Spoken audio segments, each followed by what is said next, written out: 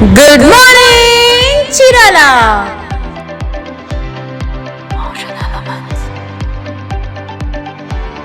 నమస్తే, good morning Chirala కార్యక్రమానికి స్వాగతం. ఈనాటి గుడ్ మార్నింగ్ చీరాల కార్యక్రమంలో ప్రధాన పత్రికలు, వాటి ప్రధాన శీర్షికలు, ఇతరత్ర వార్తలు, వాటి విశ్లేషణలు తెలుసుకునే ముందు ఫస్ట్ టైం మీరు మన ఛానల్ చూస్తున్నట్టయితే మరి సబ్స్క్రిప్షన్ పెరగటం లేదు, దయచేసి సబ్స్క్రైబ్ చేసినట్లయితే ప్రతిరోజు ఈ గుడ్ మార్నింగ్ చీరాల ద్వారా చీరాల, పర్చూరు, అద్దంకి నియోజకవర్గాల ప్రధాన వార్తల్ని మనం విశ్లేషించుకునే అవకాశం ఉంటుంది. ఎందుకంటే మీ బిజీలో మీరున్నా సరే ఒక 10 నిమిషాలు మన ఛానల్ చూసినట్టయితే మన ప్రాంతీయ వార్తల అప్డేట్లో మనం ఉండొచ్చు. కాబట్టి ఖచ్చితంగా సబ్స్క్రైబ్ చేయండి, షేర్ చేయండి, లైక్ చేయండి.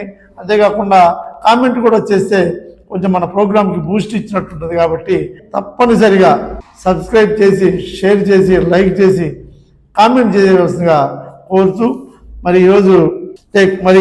ఈరోజు విశ్లేషణలో భాగంగా ఆంధ్రజ్యోతి తీసుకుంటే ప్రధాన శీర్షికగా నర్సింగ్ నై అంటూ ఒక వార్తను ప్రచురించారు. ఇది బాపట్ల జిల్లాలో ఉన్నటువంటి ఏరియా హాస్పిటల్లో ఉన్నటువంటి నర్సుల కొరత మీద ఈ వార్తను ప్రచురించారు. దాదాపుగా నర్సింగ్ విద్యార్థులతో నెట్టుకొస్తున్నారు.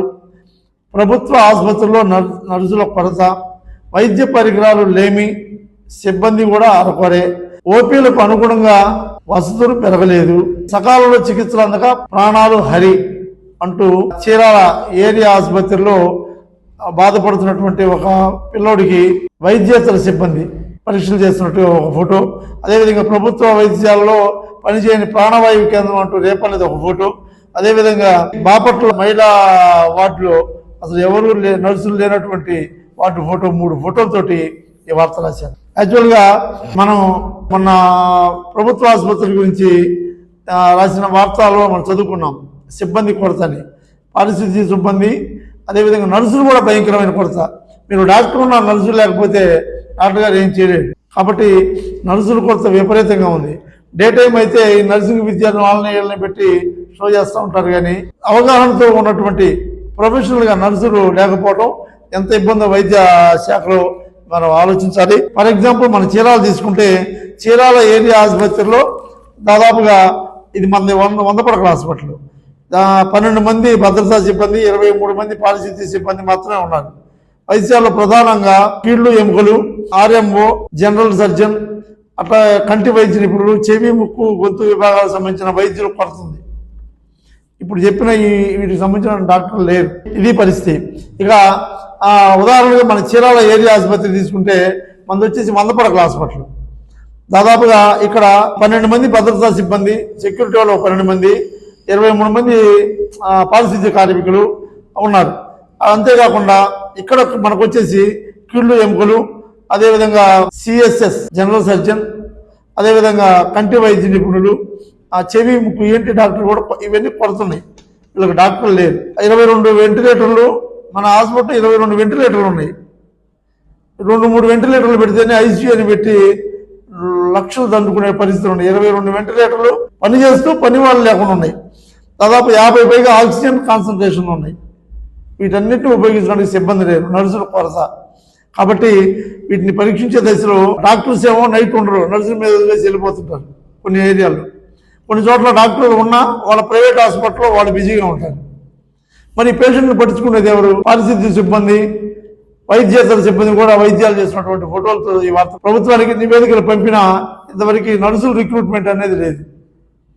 కాబట్టి నర్సుల్ని ఇమీడియట్గా రిక్రూట్ చేసుకుంటూ వైద్య శాఖలో ఉన్నటువంటి లోపాలని, మీకు గతంలో చూస్తే మన బాపట్లలో ఒక ఎంప్లాయీ గ్రౌండ్లో హార్ట్ స్ట్రోక్ వస్తే తప్పక హాస్పిటల్ చేస్తే గుంటూరు రెఫర్ చేస్తే మధ్యలోనే చనిపోయాడు. దాదాపుగా గత ఏడాది కాలంలో ఏరియా హాస్పిటల్ నుంచి 40 మందికి పైన ఏరియా హాస్పిటల్ నుంచి గుంటూరుకి తరలించే దశలో చచ్చిపోయారంటే ఆలోచించుకోండి ఎట్లా ఉందో పరిస్థితి.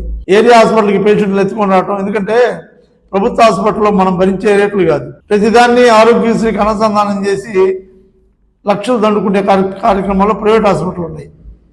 ఇది భరించలేని పేదవాళ్ళు హాస్పిటల్కి వస్తే అక్కడ డాక్టర్లు ఉండరు, నడుచులు ఉండరు, స్పందన ఉండదు, స్టైల్గా గుంటూరు లేదా ఇటు ఒంగోలు రెఫర్ చేయటం, చేతులు దులిపేసుకోవడం, ఈ మధ్యలోనే ప్రాణాలు కోల్పోవడం. కాబట్టి ఇలాంటి దుర్భర పరిస్థితులు ఉన్నాయి. కాబట్టి తక్షణమే నర్సులను రిక్రూట్ చేసుకొని మరి వైద్య శాఖలో ఉన్నటువంటి లోపాలను తీర్చి చక్కని వైద్య సదుపాయం అందించాలని చెప్పి ప్రభుత్వాన్ని హెచ్చరిస్తున్నటువంటి వార్త నిజంగా ప్రశంసనీయం.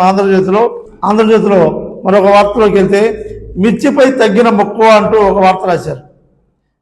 వరుస నష్టాలే కారణం, పెరిగిన పెట్టుబడి, తగ్గిన ధరలతో వెనక్కి, పొగాకుపై దృష్టి సాధించిన రైతులంటూ పత్తులకు సంబంధించిన వార్త రాశారు. గతంలో మిర్చి ఎక్కువగా వేస్తే పంటని మొత్తం మన గిడ్డంగుల్లో దాచుకున్న పరిస్థితి, సరైన అందుబాటు రేట్లు లేక చివరికి రేట్లు గవర్నమెంట్ కొనుగోలు సరైన రేట్లు రాక వాటన్నింటి తక్కువ రేట్లకి అమ్ముకున్న పరిస్థితి గతంలో ఉంది. దాని దృష్ట్యా విపరీతమైన పొగాకుని ఈసారి మనకి పత్తూరు నియోజకవర్గం మొత్తం మన కారంచేడు, కుంకలమర్రు, వీరన్నపాలెం, పోతుకట్ల, అట్లాగే రమణాయపాలెం, అలాగే ఇటు స్వర్ణ, దగ్గుబాడు సరౌండింగ్ మొత్తం విపరీతంగా ఈ బర్లీ పొగాకుని వేసేసారు.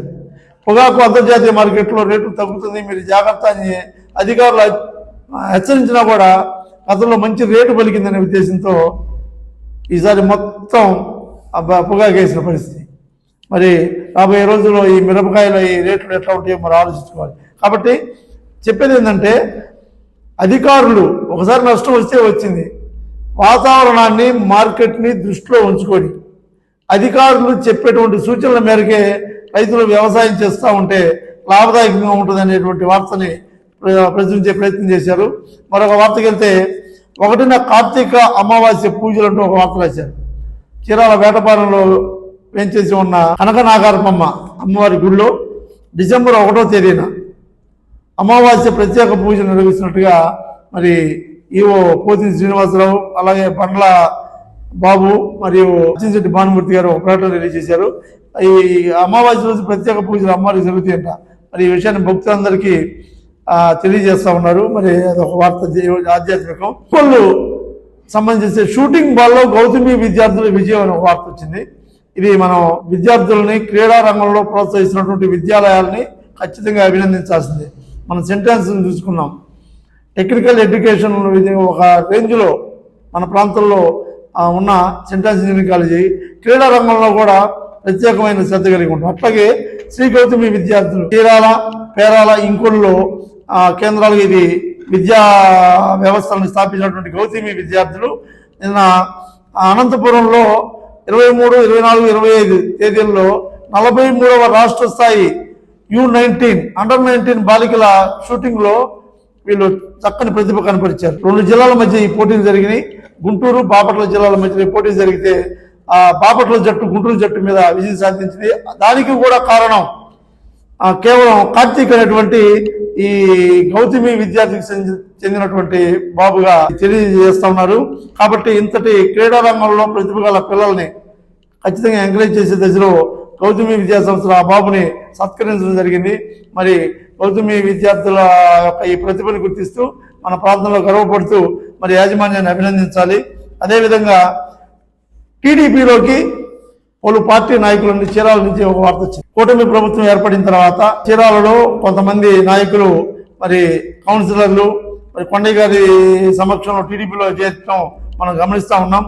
అదే దశలో ఒక పట్టణ మాజీ అధ్యక్షుడు గుంటూరు మాధవరావు, ఆయన ఫస్ట్లో గతంలో టీడీపీ పట్టణ ప్రెసిడెంట్గా చేశాడు. తర్వాత ఆయన వాళ్ళ కన్నం బలరాం గారి దీంట్లో ఆయన వైసీపీలో చేరి వైసీపీ నాయకులు కొనసాగుతూ ఉన్నారు. వాళ్ళ శ్రీమతి వచ్చి అద్దెంకులో తెలుగుదేశం పార్టీలో గొట్టిపాటి భుజాధంలో టీడీపీలో పనిచేస్తుంది, అక్కడ కౌన్సిలర్. మరి ఈ నేపథ్యంలో అనుకుంటా ఆయన మళ్ళీ కొండయ్య గారి సమక్షంలో టీడీపీలో తీర్థం పుచ్చినట్టుగా తెలిసింది. ఇంకొక వార్తకి వెళ్తే వంతెన పునర్నిర్మాణం ఎప్పుడో అంటూ ఒక వార్త జేపొంగులూరు మండలం సంబంధించిన వార్త. నడిమి వాగుపై కూలిన వైనం, ఏళ్లుగా నిరీక్షణ, రాకపోకలకు ఇబ్బంది పడుతున్న రైతు కూలీలు, మహిళలు అంటూ ఒక వార్త రాశారు. ఆరికట్లపాలెం, చంద్రూరు గ్రామాల మధ్య ఒక వాగు మీద ఉన్నటువంటి సప్టా, ఈ సప్టా పడిపోయి దాదాపు 7 ఏళ్లు గడుస్తున్నాయి. అప్పుడు తుఫాన్ ఎప్పుడెప్పుడో కొట్టుకుపోయింది. అప్పటి నుంచి ఇంతవరకు దీన్ని నిర్మించడం, ఇది నిర్మించడానికి అటు ఇటు వ్యవసాయ పనుల నిమిత్తం కానీ అదేవిధంగా పొంగూరు ఏదైనా డ్వాక్రా పని మీద వెళ్ళే మహిళలు, డ్వాక్రా సంఘాల మహిళలు కానీ ఏదైనా రైతులు ఏదైనా పని మీద పొంగూరు వెళ్లాల్సిన పరిస్థితి వచ్చినా కానీ ఈ చంద్రలూరు నుంచి వెళ్ళే వాళ్ళు ఎవరైనా కానీ సరే ఈ వంతెన కూడిపోవటం వల్ల 8 కిలోమీటర్లు 9 కిలోమీటర్లు నడిచెళ్ళే పరిస్థితి. కాబట్టి తక్షణమే ఈ వాగు మీద వంతెనని నిర్మించి మరి ఈ ప్రాంత రైతాంగాలకి, రైతులకు కానీ అలాగే ప్రయాణికులకు కానీ ఇబ్బంది లేకుండా చేయాలని చెప్పే వార్త. వంతెన పునర్నిర్మాణం ఇప్పుడు, అంతేకాకుండా ఆ రోడ్లు మొత్తం చెట్లు చెత్తాలు పట్టించుకోవట్ల అధికారులు. తక్షణమే ఆ రోడ్లు చెట్లు తొలగించి ఈ వంతెన నిర్మించి కొంచెం ఆ రోడ్లను బాగు చేయాలని చెప్పి కోరుకుంటున్నారు. మంచి వార్త. అదేవిధంగా ఇక ఈనాడు తీసుకుంటే ఈనాడు పత్రికలో నిలిచిన రైలు వాహనదారుల అవసరం ఒక వార్త రాశారు. ఇది చాలా ఇంపార్టెంట్ అయిన వార్త. చీరాల పట్టణంలో ఫైర్ ఆఫీస్ గేట్ అని ఒకటి ఉంది. అవతల 9 వార్డులు ప్రజలు ఈ రైలు గేట్ గుండా ప్రయాణించి రావాల్సిందే. ఎందుకంటే ఫ్లైఓవర్ బ్రిడ్జి ఉన్నా కానీ అది ఆ చివరికి వెళ్ళి రావాల్సిన పరిస్థితి. దాదాపుగా 22, 23, 24, 25, 26, 27, 28, 29 వార్డులు ప్రజలు ఈ గేటు గుండానే రావాలి. దుర్భరమైనటువంటి పరిస్థితి. గేటు పడిందా 1-20 నిమిషాలు అక్కడ ఆగాల్సిందే. ఎమర్జెన్సీ అయితే ఇంకా వాళ్ళ ప్రాణాలు పోవాల్సిందే. ఎంత పరిస్థితి అంటే అది చెప్పనలివి తీరం కాదు. గతంలో ఆమంచి కృష్ణమోహన్ గారు దీనికి ఫ్లైఓవర్ శాంక్షన్ చేయించాడు. ఎప్పుడు 2015లోనే శాంక్షన్ చేపిస్తే అది అప్పుడు మొత్తం దాదాపు అటు ఇటు రోడ్లు కూడా అన్ని ఖాళీ చేయించి అంచనాల దశకు వచ్చింది. అన్ని పర్మిషన్లు రావడం కూడా జరిగింది. ఆ తర్వాత ఎలక్షన్ కోడ్ రావడం, ఆ తర్వాత వచ్చే నాయకులు అక్కడ ఖాళీ చేయించిన వాటిలో మళ్ళీ కొట్లు పెట్టేయటం, ఇది జరిగిపోయింది. ఆ తర్వాత మొన్న గత ప్రభుత్వంలో కరణంబలరాం గారు ఎమ్మెల్యేగా ఉన్నప్పుడు కూడా మళ్ళా ఆ సన్నాహాలు జరుగుతున్నట్టుగానే వార్తలు వచ్చినాయి. మరి ఏం జరిగిందో అదే ఆగిపోయింది. ఏది ఏమైనా ఈ ఫైర్ ఆఫీస్ గేట్ దగ్గర అండర్ పాస్ కానీ ఫ్లైఓవర్ కానీ నిర్మించడం అనేది కంపల్సరీ. అది ఎంత పరిస్థితి అంటే మీకు అక్కడికి వస్తే అర్థమవుతుంది. కాబట్టి రైల్వే అధికారులు కూడా సంబంధిత డిపార్ట్మెంట్లకి ఈ యొక్క పరిస్థితిని తెలియజేయాలి. లోకల్ నాయకులు ఎవరైతే ఉన్నారో తక్షణమే ఈ దండుబాట ప్రాంతానికి ఆనుకుని ఉన్న అన్ని వార్డుల ప్రజలకు అందుబాటులో ఉండడం కోసం దీని మీద ఒక చక్కని నిర్ణయం తీసుకోవాలని చెప్పి తెలియజేసుకుంటూ, ఇక మరో వార్త తీసుకుంటే రైతుల చూపు బర్లీ పొగాకు వైపు అని చెప్పి ప్రధాన శీర్షికగా మరొక వార్త రాశారు. గతంలో 50,000 ఎకరాల పైన సాగైన మిరప, శనగ, మొక్కజొన్న పంటల బదులు పత్తూరు నియోజకవర్గం మొత్తం ఈసారి బర్లీ పొగాకు వేసేసారు. అది ఇందాక చెప్పుకున్నాం కదా. అట్లా ఒకవైపు అధికారులు చెప్తున్నారు వాణిజ్య పంటల వైపు మొగ్గు చూపండి, అదేవిధంగా ఈ మిరప, శనగ, మొక్కజొన్న లాంటివి వేసుకోండి, వాటికి రేపు రాబోయే రోజుల్లో మంచి గిట్టుబాటు ఉంటుందని చెప్పి అధికారులు చెప్తున్నా. గతంలో కింటాకి 15,000 పెరిగిందని చెప్పి మొత్తం బర్లీ పొగాకు వేసేసారు. బర్లీ పొగాకు అంతర్జాతీయ మార్కెట్లో కాస్త తక్కువగా ఉందని కూడా తెలియజేస్తూ ఈ మిగతా పంటల వైపు కొంచెం దృష్టి పెట్టమని చెప్తే, గత ఏడాది ఎకరాకి 1,50,000, 2 లక్షల వరకు పెట్టుబడి పెట్టాలి దీనికి. గత ఏడాది బాగా ఆదాయం వచ్చిందని చెప్పి దాదాపు మొత్తం అన్ని దీంట్లో ఈ బర్లీ పొగాకు వేశారు. కాబట్టి అధికారులు చెప్పినట్లుగా వ్యవసాయం కొనసాగించినట్లయితే లాభదాయకంగా ఉంటుంది. గతంలో బాగుంది కదా అని మళ్ళీ ఇప్పుడు వేస్తే మరి ఏమవుతుందో అని చెప్పి ఒక ఆందోళన ఈ వార్త రాశారు. ఎకరాకి 40,000 రూపాయలు కౌలు తీసుకొని మరి బర్లీ పొగాకు వేస్తున్నారు అని చెప్తున్నారు. కాబట్టి అధికారుల సూచనల మేరకు వ్యవసాయం కొనసాగిస్తే మంచిదంటూ ఈ వార్తనే రాశారు. మరి ఇంకో వార్తకి వెళ్తే వీరు మారరు వారు పట్టించుకోరు, ఇది చీరాలలో ఇసుక వ్యాపారం అంటూ ఒక వార్త రాశారు. యథేచ్ఛగా ఇసుక అక్రమ రవాణా, ఉన్నత న్యాయస్థానం ఆదేశాలు బేఖాతరు అంటూ ఈ వార్త రాశారు. ఈ సరే ఇష్టారాజ్యంగా ఎట్టబడితే అట్ట ఆ దొరువులు, కాలువలు, గొట్లు మొత్తం కొట్టేసి అమ్ముతున్నారు. సరే ఓకే, ఈ అమ్మేవాళ్ళు ఈ కోర్టు ఆదేశాల లాగా పైన పట్ట కట్టి తీసుకెళ్ళాలి. అసలు ఎవరు పట్టించుకోరు. ఆర్టీఓ వాళ్ళు 4-5 కేసులు కట్టారు, మళ్ళీ చేతులు తిరిపేసుకున్నారు. పోలీసులు సరే చూస్తూ ఉన్నారు, ఎందుకంటే అధికార పార్టీ ప్రమేయం ఉంటుంది కాబట్టి. సరే ఏదైనా కనీసం ఆ పట్టా కప్పుకొని వెళ్తే ఆ వెనకొచ్చే వాహనాలు కళలో దోబట్టడం, రోడ్డు మీదకి వెళ్ళే వాళ్ళకి ఇబ్బంది లేకుండా ఉంటుంది అని చెప్పేది కోర్టు సూచన. న్యాయస్థానం సూచన కూడా పక్కన పెట్టి యథేచ్ఛగా పట్టాలు లేకుండా ఇసుక ఎట్టబడితే అట్ట రోడ్ల మీద కాల్చుకుంటూ తీసుకెళ్తున్నారంటూ ఒక ఫోటోతో ఈ వార్త రాశారు. వీరు మారరు వారు పట్టించుకోరు అంటే ఈ వ్యాపారస్తులు, ఈ ఇసుక మాఫియా ఎవరైతే ఉందో వాళ్ళు మారరు, ఈ అధికారులు పట్టించుకోవాల్సిన వాళ్ళు పట్టించుకోరు. ఇది ఈ వార్త సారాంశం. ఈనాడులో చక్కగా రాశారు. ఇంకొక వార్తకి వెళ్తే నిధులు లేక నిలిచిన అంగన్వాడీలు అంటూ ఒక వార్త రాశారు. ఇది అద్దంకి నియోజకవర్గానికి సంబంధించి దాదాపుగా 90% పనులు పూర్తయి ఉపయోగంలోకి రాకుండా ఓపెనింగ్ కాకుండా మన అంగన్వాడీ బిల్డింగ్ లోనే అని చెప్పి రాశారు. దాదాపు అద్దంకి పరిధిలో సంతమాగులూరు, వరిజపాడు, అద్దంకి నియోజకవర్గ పరిధిలో 337 అంగన్వాడీ కేంద్రాలు ఉన్నాయి. ఇందులో వరిజపాడు ప్రాజెక్టు కింద 203, అయితే వాటికి 18 చోట్ల, అదేవిధంగా సంతమాగులూరు ప్రాజెక్టు కింద 103 కేంద్రాలు ఉంటే వాటికి 24 కేంద్రాలు సొంత భవనాల నిర్మాణం అయ్యే దిశలో 90% పూర్తయింది. వాటిని ప్రారంభిస్తే చక్కగా సొంత భవనాల్లో అంగన్వాడీ కార్యకర్తలు వాళ్ళ యొక్క కొనసాగించుకుంటారు. అంగన్వాడీ కేంద్రాల్లో టాయిలెట్లు ఉండవు, అద్దె బిల్డింగులు, ఒక్కో చోట అద్దెకు ఇబ్బంది పెడుతుంటే వాళ్ళు ఖాళీ చేసి ఎక్కడికి వెళ్ళాలో జరిగిన పరిస్థితి. కాబట్టి అంగన్వాడీకి సంబంధించినటువంటి భవనాలు ఏవైతే ఉన్నాయో వాటిలో మంచినీటి, మరుగుదొడ్డి సదుపాయాలతో పాటు 90% పూర్తయినటువంటి బిల్డింగ్ని పూర్తి చేసి ఉపయోగాలకు తేవాలని చెప్పి ఈ వార్త రాశారు. కాబట్టి నిధులు, సత్వర నిధులు దానికోసం కేటాయించి, ఇంపార్టెంట్ కాబట్టి ఈ అంగన్వాడీ భవనాలని పూర్తి చేస్తే బాగుంటుందని చెప్పి తెలియజేసుకుంటా ఉన్నారు. మరో వార్త తీసుకుంటే క్రీస్తు బోధన ఆచరించాలి అంటూ చీరాల్లో ఐక్య క్రిస్మస్ వేడుకలు, గడియార స్తంభం సెంటర్లో జరిగిన ఐక్య క్రిస్మస్ వేడుకల గురించి ఒక వార్త ప్రచురించారు.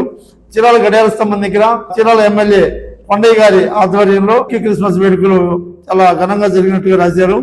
ఇందులో పాస్టర్స్ అండ్ ఇవాంజలిస్ట్ అసోసియేషన్ ఆధ్వర్యంలో జరిగిన ఈ కార్యక్రమానికి కొండయ్య గారు ముఖ్య అతిథిగా పాల్గొని చీరాల నియోజకవర్గంలో ఉన్న క్రైస్తవ సోదరులకి అందరికీ క్రిస్మస్ శుభాకాంక్షలు ముందుగా తెలియజేస్తూ చీరాల అభివృద్ధికి తాను ఎంతైనా కృషి చేయడానికి కట్టుబడి ఉన్నానని, ఏదైనా ఉంటే తమ దృష్టికి తేవాలని, తక్షణమే ఆ దశలో అభివృద్ధి చేస్తానని చెప్పి ఆయన చెప్తూ అందరికీ క్రిస్మస్ శుభాకాంక్షలు తెలియజేసినటువంటి వార్త.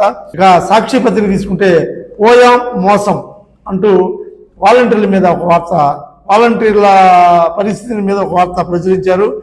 కూటమి రాకతో వాలంటీర్ల జీవన దుర్భరం, నమ్మి మోసపోయిన వాలంటీర్లు, కూలీలుగా మారుతున్న వాలంటీర్లు, ఇక వాలంటీర్ వ్యవస్థ లేనట్లే, నెలకు 10,000 గాలికి అంటూ ఒక సాక్షి పత్రిక ప్రధాన శీర్షిక రాశారు. మరి కూటమి ప్రభుత్వం ఎలక్షన్కి ముందు వాగ్దానాల్లో వాలంటీర్ వ్యవస్థ అంటే రకరకాల పరిణామాలు, వాలంటీర్లు దొంగలు, వాలంటీర్లు అమ్మాయిలు కిడ్నాప్ చేస్తున్నారు, వాలంటీర్లు అనే దగ్గర నుంచి దశతో స్టార్ట్ అయ్యి చివరికి ఎలక్షన్ మూమెంట్ వచ్చేసరికి వాలంటీర్లకు 10,000 ఇస్తాం అనేదాకా ఈ కూటమి ప్రచారం జరుగుతూ వచ్చింది. వాలంటీర్కి 10,000 రూపాయలు ఇస్తాం, వాటిని చట్టబద్ధత చేస్తాం అన్నటువంటి ప్రభుత్వం ఎలక్షన్ రాగానే అసలు దీనికి జీవోనే లేదు. ఎలక్షన్ అయిపోయిన తర్వాత వీళ్ళకి పరిస్థితి పట్టించుకున్నటువంటి పరిస్థితిని దృష్ట్యా ఈ వాలంటీర్లందరూ రోడ్లు ఎక్కే పరిస్థితి. కాబట్టి ఆలోచిస్తే చంద్రబాబు నాయుడు తమ్ముళ్ళు మీరేం భయపడకండి, మీలో బాగా చదువుకున్న వారు ఉన్నారు, నెలకి 10,000 జీతం అందిస్తాం, వర్క్ ఫ్రమ్ హోమ్ ద్వారా మీకు సేవలు ఉపయోగించుకుంటామంటూ చంద్రబాబు నాయుడు గారు ఉగాది పంచాంగ శ్రవణ కార్యక్రమంలో చెప్పారంట. ఆ మాటలు ఇక్కడ ఉటంకిస్తూ రాశారు. ఏది ఏమైనా సరే, ఇది సాక్షి పత్రిక ప్రభుత్వం వ్యతిరేక వార్తగా తీసుకోకుండా ఉంటే మరి వేలాది మంది వాలంటీర్లకి మనం 10,000 ఇస్తామని వాగ్దానం చేశాం కాబట్టి వాళ్ళని ఏ విధంగా వాడుకోవచ్చు, ఏ విధంగా ప్రభుత్వానికి సహకరించవచ్చు అనే దశలో ప్రభుత్వం ఎక్సర్సైజ్ చేసి మరి వాళ్ళకి జీవన భృతి కల్పిస్తే బాగుంటుందని చెప్పి తెలియజేసుకుంటూ ఇంకొక వార్త తీసుకుంటూ సాక్షి సహచట్టం బోర్డులో పేర్లు మార్చరా అంటూ ఈ అధికారుల నిర్లక్ష్యానికి సంబంధించిన వార్త. ఇక్కడ ఆర్డీఓ ఆఫీస్ దగ్గర, మండలాఫీస్ దగ్గర బోర్డు, ఆర్డీఓ ఆఫీస్ దగ్గర బోర్డు, ఈ సమాచార చట్టం బోర్డులు ఉంటాయి. ఇక్కడ అధికారి ఎవరు, ప్రధాన అధికారి ఎవరు, నెక్స్ట్ అధికారి ఎవరు, నెక్స్ట్ అధికారి వాళ్ళ సెల్ నెంబర్తో ఉంటాయి. ఆర్డీఓ ఆఫీస్ ఆర్డీఓ మేడం గారు మారిపోయి చాలా రోజులు అయింది, నాయుడు గారు వచ్చారు, అయినా ఇంతవరకు ఆ బోర్డు మార్చరా. ఎండిఓ ఆఫీసులో కూడా పరిస్థితి. కాబట్టి తక్షణమే అధికారులు మారంగానే ఈ బోర్డులు తక్షణమే మారిస్తే ప్రజలకి సమాచారం కొంచెం వెసులుబాటు ఉంటుందని, ఈ సమాచార చట్టం అనేది ఈ బోర్డులు పెట్టడం అనేది మానిటరీ చేసింది గవర్నమెంట్.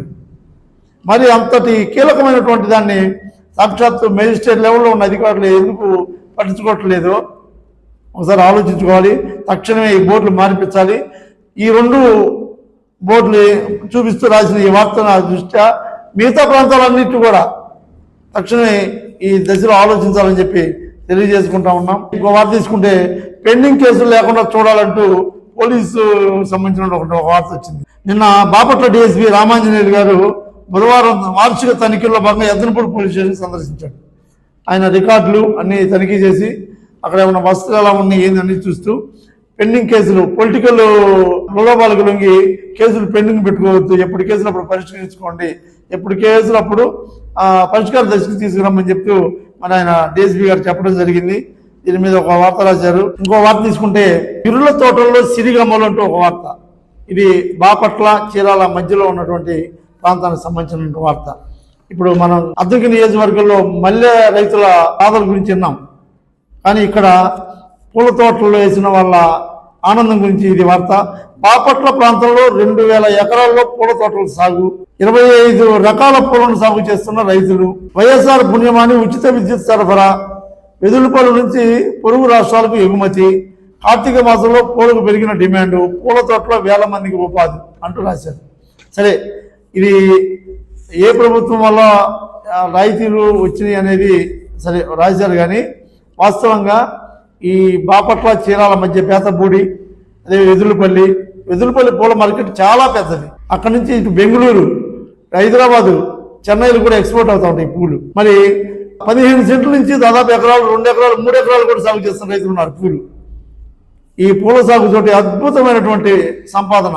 వీటికి ఎటువంటి ప్రత్యామ్నాయం అదే పంటలు అనేది ఏమి ఉండదు. రైతుకి పూల చెట్లు పెంచాలనేటువంటి ప్రేమ ఉంటే ఆ ప్రేమ నుంచి కాసులు కూస్తాయి అనేటువంటి చక్కని వార్త. ఇక్కడ ఆ విరుల తోటల్లో సిరిగమ్మలు అంటే చక్కని 15 సెంట్లు ఉన్న సార్ పూల చెట్లతోటి కుటుంబాలు బతికేది. కాబట్టి ఈ రైతులు, ఈ పూల తోటకు సంబంధించిన రైతులకు ఇంకా ఏమైనా రాయితీలు ఉంటే ప్రభుత్వం ప్రకటించి వాళ్ళని ఆదుకోవాలి. ఎందుకంటే ఒక పేరు పొందిన విధంగా వెదులుపల్లి పూల మార్కెట్, బేతపూడి చుట్టుపక్కల బాపట్ల సరౌండింగ్ మొత్తం మున్నవారిపాలెం, కుక్కలవారిపాలెం, కొత్తపాలెం, తులసినగరు, వృక్షానగరు, మహాత్మాజీపురం, మరుపురోలు వారిపాలెం, పోతురాజు కొత్తపాలెం, వైఎస్ఆర్ నగరు, సుబ్బారెడ్డిపాలెం, మున్నవారిపాలెం, ఇట్లా ప్రతి గ్రామంలో పూల తోటలతోటి సిరులు పండించుకున్నటువంటి ఈ ప్రాంతం నిజంగా ఆదర్శం. వాణిజ్య పంటలు వేసి మోసపోయాం, గిట్టుబాటు ధరలు లేవు, ఇవన్నీ తలుచుకున్న రైతులు అనుకువను బట్టి, అవకాశాన్ని బట్టి పూల తోటలు కూడా సాగు చేసి ఈ విధంగా సంపాదించుకోవచ్చు అని చెప్పే వార్త మంచి వార్తని. ఇది ఈనాటి గుడ్ మార్నింగ్ చీరాల కార్యక్రమం. రేపటి గుడ్ మార్నింగ్ చీరాల కార్యక్రమం మళ్ళీ కలుద్దాం. అందరికీ సెలవు. Thank you. Good morning Chirala.